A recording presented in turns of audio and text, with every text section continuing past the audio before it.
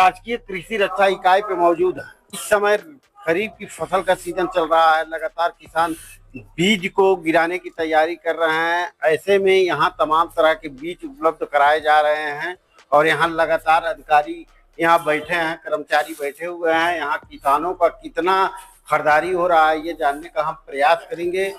देखिए, ये खरीफ का सीजन चल रहा है और आप गोदाम पे आए हैं। देखिए कि एक किसान बस बैठे हैं और ये बड़ी अफसोस की बात है। अभी रबी सीजन रहता तो तमाम किसान यहाँ लाइन लगी रहती और आज की तारीख में गोदाम खाली खाली जा रहा है।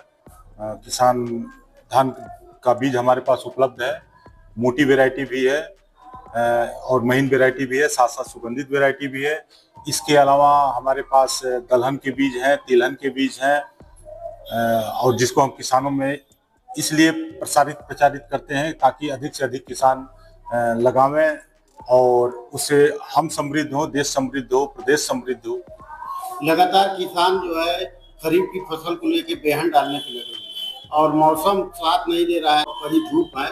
इसके बीच क्या बर्ताव करना चाहिए? देखिए, इसको तो हमको पहले से ही तैयारी करनी पड़ेगी, क्योंकि भटट ब्लॉक में आप देखेंगे कि जो भी किसान या जो जमीन है वो सफेद सफेद दिखाई देती है। इसका मतलब ये है कि यहाँ ऑर्गेनिक कार्बन जो है वो बहुत ही कम मात्रा में है और जब तक जमीन में ऑर्गेनिक कार्बन पर्याप्त मात्रा में नहीं होता आप खेती अच्छी तरह से नहीं कर सकते, फसल अच्छी तरह से उग नहीं सकती।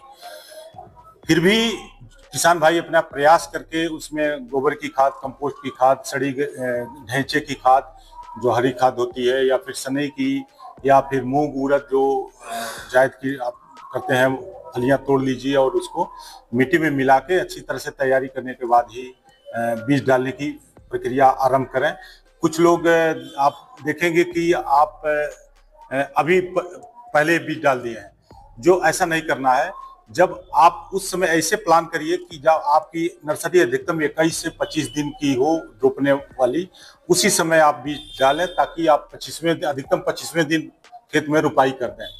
आप ये सोचिए कि साइंस, ये पूरी तरह से साइंस द्वारा प्रूफ है कि अगर जितने कम दिन की आप नर्सरी खेत से उखाड़ के पौधे का रोपण करेंगे, फसल आपकी उतनी ही जानदार, बढ़िया और ताकतवर होगी। किसान उदासीन बने हुए हैं और ऐसे उदासीन नहीं न हो। हमारे क्षेत्रीय कर्मचारी जा करके गांव-गांव में प्रचार प्रसार करते हैं कि ताकि आप आवें और गोदाम से बीज खरीदें। इस समय हमारे पास मोटा धान जो है वो 48 रुपये 64 पैसे प्रति किलो है और महीन धान जो है वो 48 रुपये 93 पैसे प्रति किलो है, जो छूट पे मिल रहा है। अब किसान भाइयों को चाहिए कि आगे आकर के हमारे वहाँ से बीज ले जाएं।